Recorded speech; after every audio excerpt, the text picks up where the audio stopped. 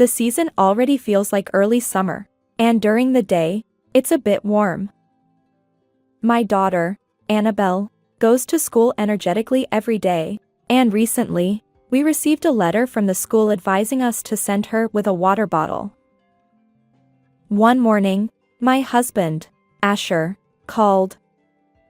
He should have already left for work, so it was unusual to receive a call at this hour. Hey, there's been a call from the school. His anxious voice made me uneasy. Since we had provided Asher's mobile number as an emergency contact at the school, it wasn't surprising that they would reach out to him. Annabelle had an accident and was taken to the hospital by ambulance. Asher, is that true? Come quickly. She's saying, Mom, Mom. No, because she's not ours. At that moment, I said it with conviction. Annabelle Asher was talking about wasn't our child. But perhaps he was flustered.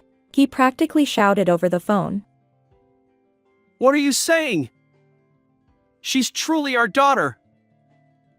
You wouldn't know, having left early in the morning. Ha! Could you have dialed the wrong number? When I conveyed evidence that the Annabelle Asher mentioned wasn't our daughter, he fell silent and hung up. He must be quite pale right now. That day, Asher didn't come back home. My name is Juliana Delicat. I'm a homemaker who also works part-time while raising my daughter.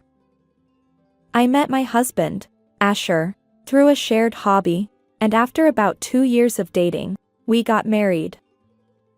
Our adorable child, whom we named Annabelle, is turning 6 this year. She's now officially a first grader since spring. Hey, Mom. Do you think I'll be able to make friends when I start elementary school? On the eve of the entrance ceremony, Annabelle asked me this question with a restless expression.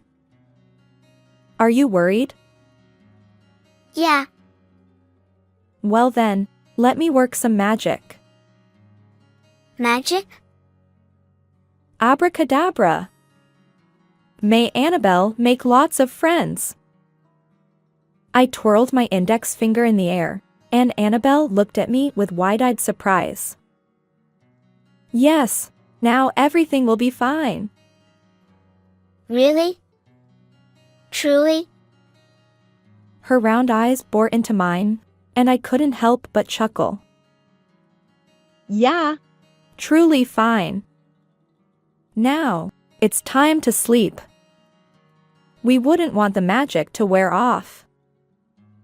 With a mischievous tone, I said that, and Annabelle dashed off to her bedroom, exclaiming, "Wow."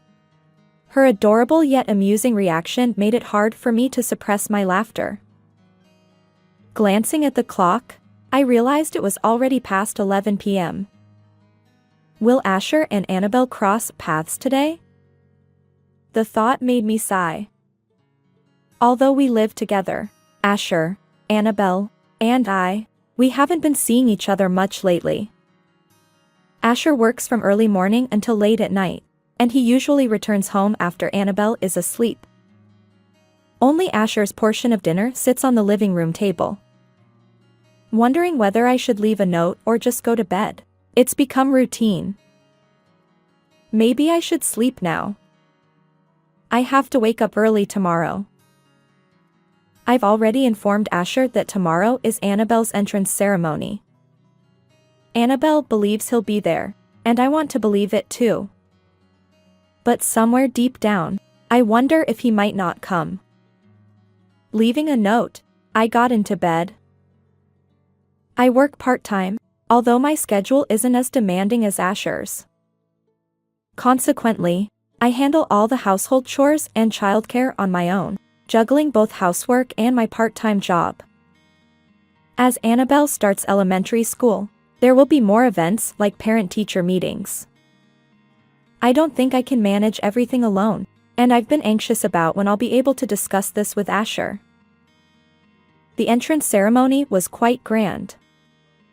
I felt relieved to see familiar faces from Annabelle's kindergarten and meet acquaintances. Hey, where's Dad? After the ceremony, Annabelle looked at me curiously. It seems he couldn't make it today due to work. It's a shame. As expected, Asher had left for work early in the morning. We barely crossed paths a few minutes after waking up, and we couldn't even have a conversation. The memory weighed on my mind, and I suppressed a sigh. I decided to invite Annabelle to lunch, hoping that dining out would distract her from feeling lonely. She was delighted, and I wondered if it would help ease the loneliness a bit. I felt a little unfair to manipulate the situation that way. A few days after the entrance ceremony, I found a letter in the mailbox. It was a plain white envelope with no sender information, addressed simply to Ms. Deli Cat. Unsure whether I should open it, I decided to do so after Annabelle went to bed. That night, after dinner, bath time, and checking her homework, Annabelle fell asleep. Quietly, I went to the living room and cautiously opened the envelope. What could this be? Inside were several photographs. As I took them out, I couldn't believe what I saw. Wait. Is this Asher? The photos depicted Asher, happily playing in a park somewhere. His smile was radiant, the same smile he hadn't directed at me or Annabelle in years. But the recipient of that smile was a child playing alongside him. Not a relative, not a neighbor, someone entirely unknown. The confusion was overwhelming. Where was this place? Whose child was Asher playing with? And who took these photos? The uncertainty left me bewildered, and I desperately wanted to talk to Asher. Just then, I heard the sound of the front door opening. I'm home. He mumbled, sounding weary, and entered the living room. I instinctively stood up and confronted Asher with the photos. Look, Asher, these were in the mailbox today. Pictures of you. What's going on? As I fired off the questions, Asher lazily examined the photos, his eyes briefly darting around. But he quickly pushed the photos back toward me. I don't know. That's not me in those pictures. It's someone who looks like me. Really? We're in an age where AI can create photos, you know. It's probably just a prank. But why? I have no idea. Don't ask me. I always say you should handle household matters. With his tie loosened, Asher headed straight for the bedroom. I sat there in shock, staring at the photos again. Was he right? Were these AI-generated photos meant as a prank? It seemed too elaborate for a simple joke. And Asher's eyes when he saw the pictures, the uncertainty was the most suspicious part. Just to be sure, I showed the photos to our in-laws, asking if they recognized the child. But they had no idea. I suspected infidelity, but their disbelieving looks made me doubt myself. It must be some mistake. Asher is working hard. Their words silenced me. Still, the unease lingered, and I decided to hire a private investigator to get to the bottom of it. Regardless of the outcome, I vowed to accept it. 2 weeks passed. The season already felt like early summer, and during the day, it was slightly warm. Annabelle continued to go to school energetically, and we received a letter advising us to send her with a water bottle. One morning, Asher called. He should have already left for work, so it was unusual to receive a call at this hour. Hello? Hey, there's been a call from the school. His anxious voice made me uneasy. Since we had provided Asher's mobile number as an emergency contact at the school, it wasn't surprising that they would reach out to him. Annabelle had an accident, and she was taken to the hospital by ambulance. Is that true, Asher? Come quickly. She said, Mom, Mom. I don't want to go. She isn't ours. At that moment, I said with conviction that Annabelle Asher was talking about was not our daughter. He must have been flustered, shouting over the phone. What are you saying? She's truly our daughter. Our Annabelle is home today, taking a sick day from school because she caught a cold. Ha! You wouldn't know since you left early this morning. But Anyway, Annabelle is right in front of me. Did you dial the wrong number in a panic? Asher swallowed hard and hung up without saying anything. He must be pale-faced by now. That day, Asher didn't come home. I threw away the meal I had prepared for him. The next day, Asher called multiple times. During my break at work, I reluctantly answered, and Asher's voice sounded awkward. About yesterday.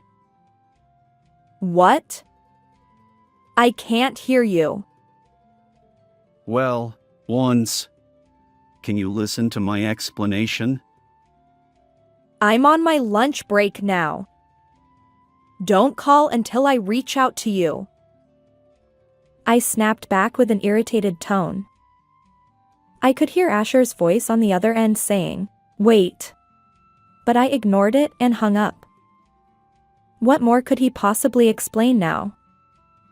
Filled with boiling frustration, I spent the next few days. On a bright and sunny day, I stepped outside to weed my home garden. I wanted to tackle the task before the weeds grew too vigorously. The rain from last night had softened the soil, making the weeding somewhat easier. Armed with gardening gloves and a garbage bag, I got to work. Unexpectedly, someone called out to me. When I turned around, there stood an unfamiliar woman. She tightly pursed her lips and seemed eager to say something. Can I help you?" I asked. My name is Jade. May I talk to you now? She said only that, looking quite nervous, and pursed her lips. Yes. Standing here is not good either, so please come inside, I said, suspicious but inviting her into the house. I led her to the living room and served coffee, and Jade began to speak. It's about Asher. What? I couldn't comprehend the situation, and my mind was in turmoil. Please let him liberate. The situation left me bewildered, my thoughts in disarray. Liberate him? Are you talking about some religious matter? I was puzzled. No. Jade said firmly. Until now, I've endured it, but after this incident, I thought it was about time we lived as a family. Annabelle is waiting too. Wait a moment. Before that, how do you know the address here? Asher's driver's license had this address. I was getting more confused. By seeing Asher's driver's license, what do you mean? And what do you mean by this incident? As I expressed my bewilderment, Jade seemed surprised and taken aback. Asher and I are dating with marriage in mind. You know about Annabelle being taken to the hospital after an accident recently, right? Hearing that, I realized it was about the incident when Asher called by mistake the other day. Could that child at the time be her daughter, Annabelle? As I blinked in surprise, Jade also wore a puzzled expression. Huh? But you're his older sister, aren't you? You know, right? His older sister? You mean I'm Asher's older sister? That's what Asher told me. Feeling that something was off, I decided to start by understanding the relationship. Apologies, but I am Asher's wife. Annabelle, who just started elementary school, is our daughter. Huh? You're joking, right? Asher said you were his divorced and returned sister and niece. What? As I furrowed my brow, Jade continued. Asher feels sorry for you both and has been letting you live in his house. What? That's what I heard. Isn't that true? That's completely wrong. Asher and I are married, and we have a daughter named Annabelle. We live in this house as a family. Jade continued, her voice trembling. But Asher always plays with Annabelle, takes her to the park. The park? I recalled the photo in the envelope that had arrived in the mail. She had taken that picture. Yes, I put the photo in there. I thought if I applied pressure, you'd leave on your own. Asher said those were prank photos created by an AI, but it seems he was lying. Asher wouldn't say something like that. Those photos are about us. She trailed off, tears streaming down her face as she tried to suppress her sobs. We were even planning to register our marriage when Annabelle's birthday came. Jade sobbed, muttering, "Why?" For a while, we sat in silence. Neither of us knew what to do, feeling lost. One thing was certain amidst the soul-crushing emotions. Asher had deceived both me and Jade. No, he had deceived Annabelle too. The weight of this betrayal was immense. Breaking the silence, Jade spoke first. I apologize for losing my composure. I'll go home for now and come back later. I need to hear the truth from Asher too. Quietly, I stopped her as she tried to rise from her seat and said, "Jade, I also want to hear the truth from Asher." Huh? But think about it. He's the man who deceived both of us and Annabelle. Deceived. Yes, you're right. Do you really think someone like that will tell us the whole truth? After hesitating, Jade shook her head. I don't think so. I feel like he'll just pile on more lies. That's entirely possible. Shall we join forces? Let's make Asher confess the truth and overtake him. I extended my right hand for a handshake and declared, I agree with you. I can't stand not knowing the truth. And so, we devised a plan to extract the truth from Asher. A few days later, I entrusted Annabelle to my in-laws and headed to a certain location. As I left my parents-in-law's house, Annabelle looked at me with a worried expression. I want to come too. Today, Grandpa and Grandma are ordering pizza. I want to be with Mom. Though she was unusually stubborn, I managed to leave her with my mother-in-law. Annabelle must have sensed the tension in my face. Along the way, I silently apologized to her multiple times. The place I was heading to wasn't pleasant. It was the restaurant where Asher and Jade would have dinner tonight. Jade was also leaving Annabelle with her parents. I entered the restaurant where the two of them were supposed to enjoy their dinner. A waiter stopped me and asked if I had a reservation. I have a reservation with those two. I pointed to Asher and Jade, who were sitting a little further away. The waiter apologized and stepped back, allowing me to approach their table. Asher was visible from the aisle. As I walked toward him, Asher noticed me. His expression was comically surprised, as if he'd seen a ghost. Asher, it's been a while. How's Annabelle doing? Juliana? Why are you here? While Asher blinked in surprise, I slammed the divorce papers and alimony claim documents onto the table from my bag. Do you understand what this means? In front of the bewildered Asher, Jade also pulled out a paper from her bag. Indeed, there's something I'd like to give you too. The paper was labeled alimony claim. Jade's calm eyes didn't hold any trace of a smile. Asher glanced back and forth between the two of us. Ignoring his reaction, I sat next to Jade and watched Asher's eyes well up with tears. With his shoulders slumped, Asher gazed at the paper in front of him. At this point, just confess everything. No, it's not what you think. How is it different? Please explain. I'm sorry, but... Since when? Since when did you start a relationship with Jade? Asher, his face drained of color, hesitantly began to speak. It was after I found out Juliana was pregnant. You stopped paying attention to me, and I made a terrible mistake. Unbelievable!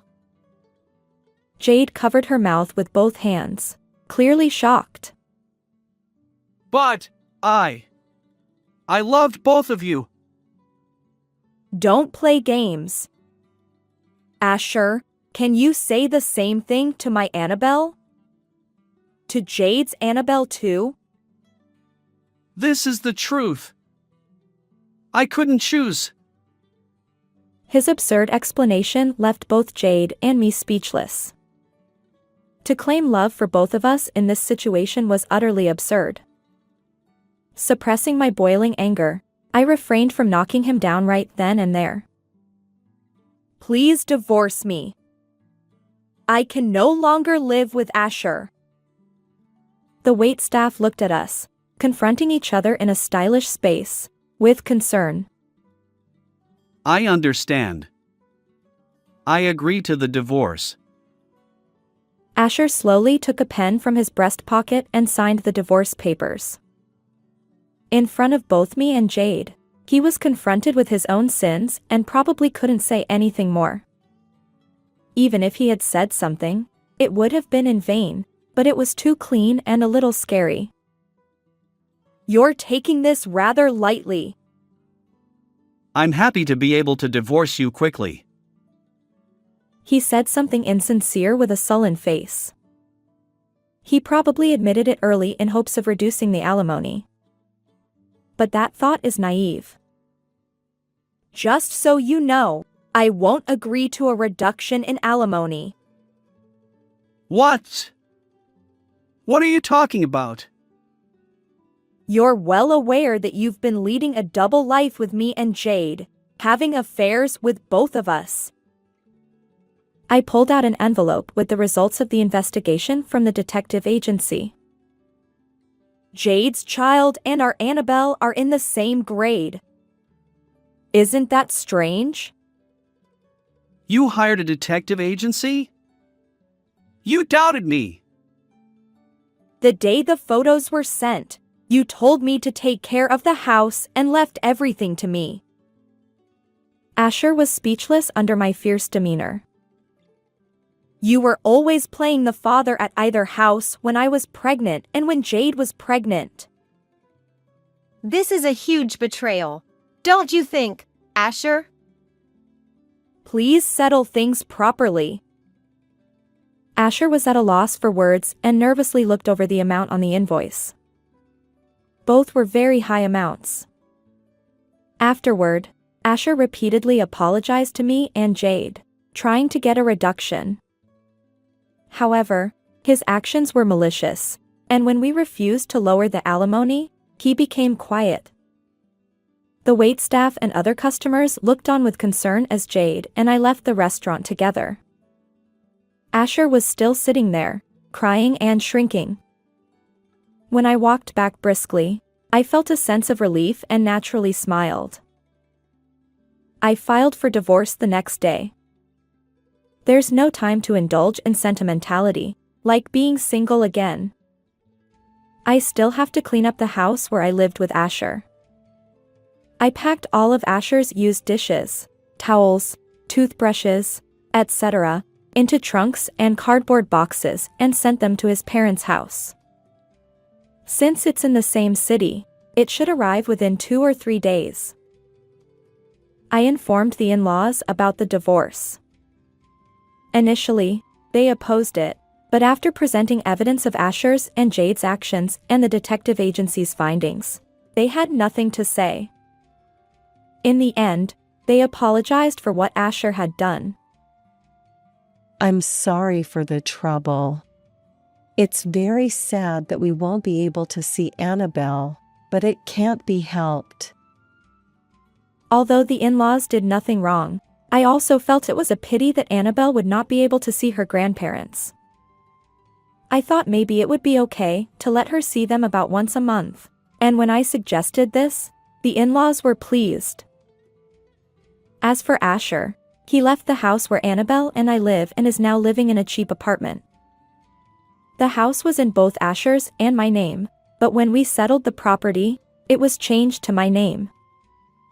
Asher has taken on debt to pay a substantial amount of alimony and is working tirelessly day and night to repay it. Occasionally, he calls my smartphone, tearfully apologizing. Juliana, I'm sorry. Can we start over again? It's impossible. Don't make me say the same thing over and over. Please, let's get back together. This time, I'll take proper care of Annabelle. You're being persistent. If you say anything more, I'll go to the police. The police. I'll file a report for stalking. When I said that, Asher started sobbing and abruptly hung up the phone. Since then, I haven't received any more calls from him. I heard later that Jade had also received similar calls several times. Asher, to be clear, it's a nuisance. Please don't call anymore. Jade said that firmly. Even you, Jade! If you call again, I'll go to the police. With that, Jade hung up the phone. I imagine she was pursing her lips tightly, just like when we first met. Since then, she hasn't received any more calls from Asher either. Now, it seems that Jade and her daughter Annabelle are living together, occasionally visiting her parents' home as well. And she has started to meet with me and my Annabelle. Today, we are planning to visit Jade's house, and Annabelle and I are on our way there by train. Hey, Mom, it's exciting, isn't it? Yes, make sure to get along well.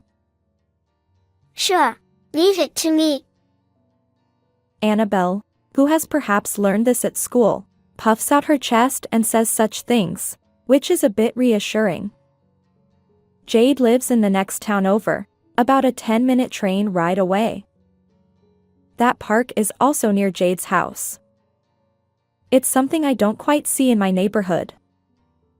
I met her through a strange twist of fate, but now she's become a mom friend with whom I can talk about anything. Maybe it's because we both liked the same man. As I think about this, the name of the station we need to get off at is announced on the train. Annabelle, we're getting off at the next station. Okay. Annabelle smiled excitedly. When we got off the station, I received a message from Jade. Juliana, have you arrived at the station yet? I have. I'm just outside the ticket gates. Perhaps because it's daytime, there aren't many people walking around. I hold Annabelle's hand with one hand and my smartphone with the other, looking around once more. We were supposed to be picked up at the meeting place, but I don't see anyone who looks like they're waiting. Oh, Mom, over there. Suddenly, Annabelle pulled my hand. Surprised, I turned in that direction, and there were Jade and her Annabelle. Jade was holding a parasol, giving off a cool impression. Sorry to keep you waiting. I just got caught at that traffic light. It's okay. We just got here. We started walking towards the park. As we talked, it felt as if we had known each other for a long time, a sense of nostalgia and closeness emerging. It seemed the same for Annabelle's, who were holding hands and frolicking despite having just met. Be careful not to fall, Annabelle! Annabelle didn't seem to hear me and kept walking ahead. She must have been looking forward to this a lot. My Annabelle is so happy too. Yeah. It's good that they get along so well. Since the trouble with Asher, both Jade and I have been frequently reminding our Annabelles about one thing: not to betray others. Betrayal hurts those who trusted us and can cause sadness.